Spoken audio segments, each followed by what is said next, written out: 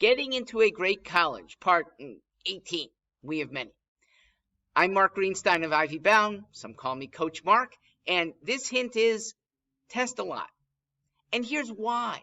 Okay, the reasoning why the next test has a very good chance of being a better test.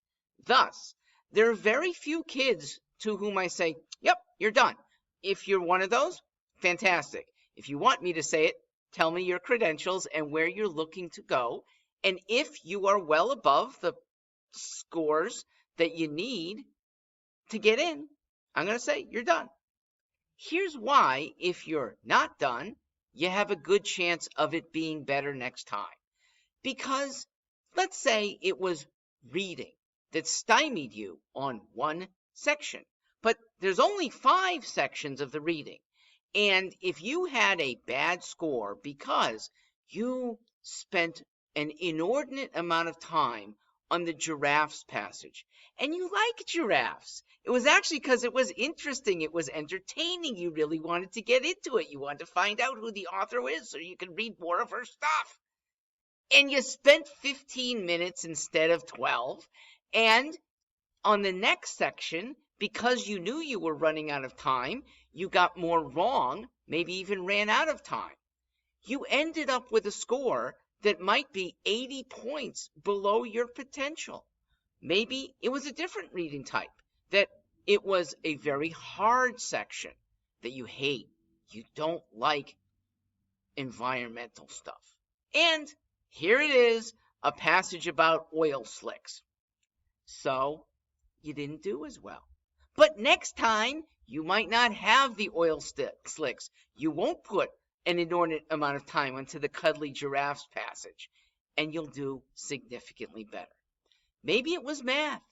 Math, sometimes a single question stymies a student for too long, okay? Spending 4 minutes on a question that should be no more than a minute and a half. Well, the rushing that will follow can cause a lot of mistakes. That might put you 60 points lower on math, okay? Put the two together, okay? A low 60, 60 below, 80 below. You could have been in the 1400s, and instead you're in the 12s. Now, one way to lessen these possibilities is through practice testing. And our students at Ivy Bound are encouraged to do a lot of them so that these kind of vagaries, yeah, you grapple with them. You have bad tests, but they're practice tests, and you learn from them. And so on test day, these things are highly unlikely to afflict you. There's a final reason why the next test might be better, even without your having a bad test day, even without your studying anymore. It's because of an unfavorable scale that might have hit you on that last test, okay? Scales on the SAT vary greatly from unforgiving to very forgiving. 2 months apart, April versus May. I'm comparing 2 tests that, and this isn't even that big of a gap. If you got 40 correct on each of the reading and the writing sections of one test, the April, you got a 680. 40 correct, a month later, you're at 700. Did that balance out on the math? In this case, no. April was again more punitive. If you got, let's say you're good at math, you got 55 questions right.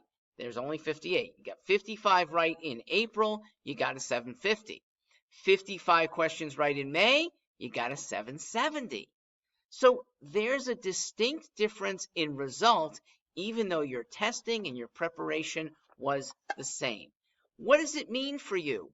That the test that's around the corner could be the normal, or maybe even a more favorable test compared to your unfavorable one from before. No downside, except it's an extra Saturday morning.